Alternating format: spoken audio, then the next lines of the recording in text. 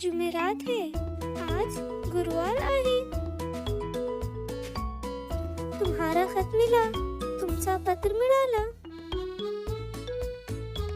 सुबह स्कूल जाना है, सकाळी शाळेला जायचे आहे. गाय दूध देती है, गाय दूध देती. बाग में रंग बिरंगे फूल है, बागेत रंग बिरंगी फूल आहे. दोपहर में अब्बा घर आए, दुपारी बाबा घरी आले. गाड़ियों से आलूदगी होती है, गाड्यांनी प्रदूषण होतो.